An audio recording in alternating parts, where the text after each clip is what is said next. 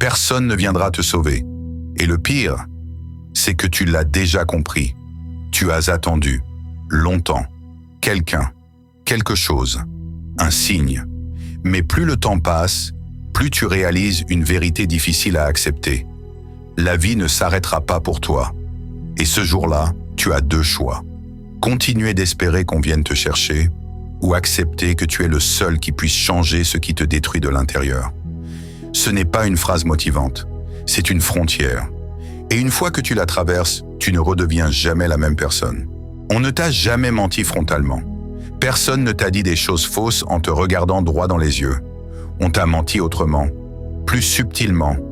On t'a menti avec des phrases calmes, des phrases rassurantes, des phrases qu'on répète sans y penser. Un jour, ça ira mieux. Sois patient. Continue comme ça. Ces phrases ne sont pas mauvaises, mais elles ont un effet dangereux. Elles installent une attente. L'idée que la vie va finir par s'aligner toute seule, que le temps va régler ce que tu évites, que le bon moment va arriver sans que tu aies à le provoquer. Alors tu apprends à attendre. Attendre que les choses deviennent plus claires. Attendre d'être prêt. Attendre d'avoir moins peur. Pas parce que tu es faible, mais parce qu'on t'a appris que l'attente était une vertu, que vouloir trop tôt était mal vu, que forcer les choses était risqué. Alors tu avances, mais sans vraiment choisir. Tu encaisses, tu t'adaptes, tu fais ce qu'il faut. Extérieurement, tout va à peu près bien, mais intérieurement, quelque chose fatigue. Pas une douleur franche, pas une crise, une fatigue sourde, une fatigue qui ne disparaît pas avec le repos, une fatigue que tu n'arrives pas à expliquer. Parce que ce n'est pas une fatigue du corps, c'est une fatigue intérieure, la fatigue de quelqu'un qui vit en attendant que sa vraie vie commence. Tu te dis, plus tard, quand ce sera plus simple, quand les conditions seront meilleures. Et pendant ce temps, le temps passe, pas brutalement, silencieusement. Le mensonge est là, pas dans ce qu'on t'a dit, mais dans ce qu'on ne t'a jamais précisé. Le temps ne répare rien tout seul. Il amplifie seulement ce que tu fais ou ce que tu repousses. Ce mensonge est cruel parce qu'il ne détruit pas, il endort. Il te donne l'impression que demain fera le travail à ta place. Alors tu repousses encore une décision, une discussion, une responsabilité, jusqu'au jour où une question apparaît, une question simple, brutale. Et si personne ne venait? Pas pour t'aider, pas pour te comprendre, si personne ne venait. Point. Ce moment-là est dérangeant, pas parce qu'il est violent, mais parce qu'il est clair. Tu comprends alors quelque chose d'essentiel. Tu n'as jamais été abandonné. Tu as juste été seul plutôt que les autres. Et cette compréhension fait vaciller une illusion confortable, celle que quelqu'un, quelque part, portait une part de ta responsabilité. Mais non. Depuis le début, la vie attendait une chose.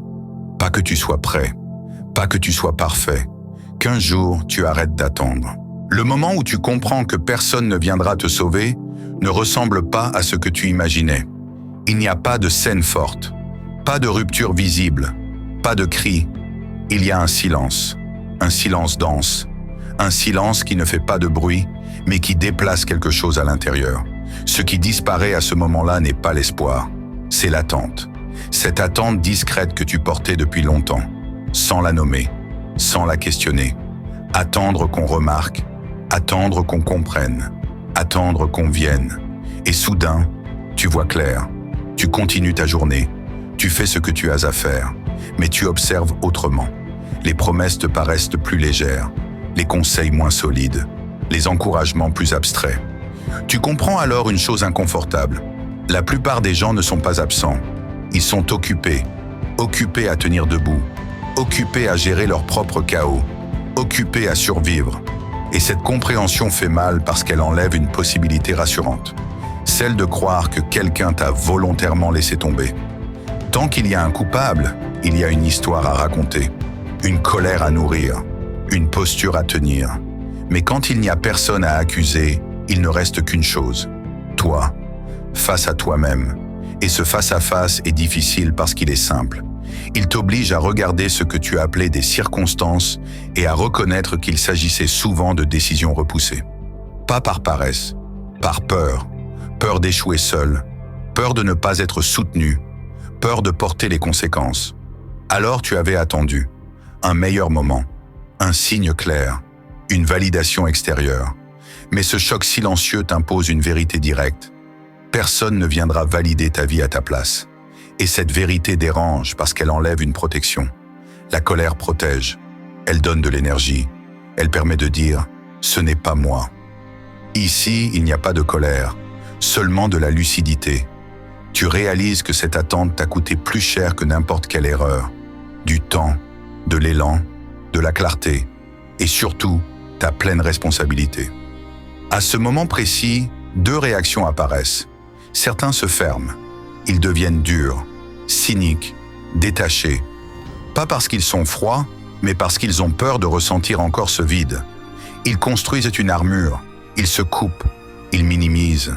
Et puis il y a les autres, ceux qui restent, ceux qui ne fuient pas le silence, ceux qui acceptent de ne pas remplir tout de suite. Ils ne se sentent pas plus forts, ils se sentent responsables. Et cette responsabilité n'écrase pas. Elle pèse, mais elle est réelle. Parce qu'à partir de là, tu ne peux plus dire que tu ne savais pas. Tu sais que personne ne viendra. Tu sais que rien ne s'alignera tout seul. Tu sais que le temps ne fera pas le travail à ta place. Et cette connaissance change tout. Pas d'un coup, pas extérieurement, mais définitivement. Après le choc, il ne se passe rien de spectaculaire. Pas de renaissance soudaine, pas de déclic magique. Juste un calme étrange, un calme nouveau. Parce que maintenant, tu ne fais plus semblant. Tu sais que personne ne viendra. Et cette certitude, aussi dure soit-elle, simplifie tout. Tu arrêtes de négocier avec la réalité. Tu arrêtes d'attendre le bon contexte. Tu arrêtes de chercher des signes. Tu n'as plus besoin que quelqu'un comprenne ta douleur pour avancer. Alors tu fais une chose simple. Tu commences là où tu es. Pas avec de grands discours. Pas avec des promesses. Avec des décisions discrètes. Des décisions que personne ne voit. Des décisions qui ne font pas de bruit. Tu te lèves même quand tu n'as pas envie. Tu fais ce que tu dois faire sans en parler. Tu avances sans annoncer ton chemin. Et au début, c'est frustrant. Parce que l'ego aimerait un signe, une reconnaissance, une preuve. Quelque chose pour dire « tu es sur la bonne voie ». Mais il n'y a rien, juste toi. Et ce silence intérieur qui commence à se transformer. Tu remarques que tu réagis moins aux attentes des autres, moins aux provocations, moins à ce que tu ne contrôles pas. Non pas parce que tu t'endurcis, mais parce que tu te recentres. Tu fais moins, mais tu fais mieux. Tu parles moins, mais tes décisions sont plus claires. Tu comprends que la vraie force n'est pas dans l'intensité, elle est dans la constance, dans la répétition calme de ce que tu as décidé. Et peu à peu, quelque chose change. Pas à l'extérieur, à l'intérieur. Tu n'attends plus d'être sauvé. Tu construis, lentement, en silence, sans témoin. Et cette reconstruction invisible est la plus solide de toutes, parce qu'elle ne dépend ni des autres, ni des circonstances, ni du timing parfait. Elle dépend de toi. Et pour la première fois, ça suffit. À ce stade, tu n'as plus besoin de promesses. Tu n'attends plus que la vie te donne un signal clair. Tu avances. Pas vite, pas pour impressionner, mais avec une direction. Tu comprends que le vrai changement n'a jamais été bruyant. Il ne s'annonce pas. Il ne se justifie pas. Il s'installe. Tu ne ressens plus le besoin d'expliquer ton chemin à ceux qui ne le comprendront pas. Tu ne cherches plus à convaincre. Tu sais maintenant que la vie ne te doit rien. Et cette vérité, contrairement à ce que tu imaginais, ne t'écrase pas. Elle t'allège, parce qu'elle enlève le poids de l'attente, le poids des un jour, le poids des quand ce sera mieux, le poids des peut-être. Tu ne vis plus en espérant être sauvé. Tu vis en étant présent, présent à ce que tu fais, présent à ce que tu refuses, présent à ce que tu construis même quand personne ne regarde. Et c'est là que naît une force particulière, une force que peu de gens remarquent, mais que tout le monde ressent. Une force sans colère, sans arrogance, sans besoin de reconnaissance. La force de quelqu'un qui sait qu'il est seul aux commandes et qui ne fuit plus cette responsabilité. Tu n'as pas besoin d'être exceptionnel. Tu as besoin d'être honnête avec toi-même. Parce qu'au fond, ce n'est pas le monde qui t'a abandonné. C'est toi qui as cessé d'attendre qu'on te sauve. Et à partir de là, quoi qu'il arrive, tu tiendras. Quand tu comprends vraiment que personne ne viendra te sauver, Ta vie ne devient pas plus facile. Elle devient plus simple. Tu ne cherches plus des solutions spectaculaires. Tu cherches des fondations solides. Tu commences par ce qui dépend de toi. Ton rythme, tes priorités, tes limites. Tu fais moins de promesses, mais tu tiens celles que tu fais. Tu arrêtes d'expliquer pourquoi tu n'as pas encore fait quelque chose. Tu le fais, ou tu assumes de ne pas le faire. Tu n'attends plus d'être motivé. Tu avances même quand c'est neutre, même quand ce n'est ni inspirant, ni agréable. Parce que tu as compris une chose essentielle.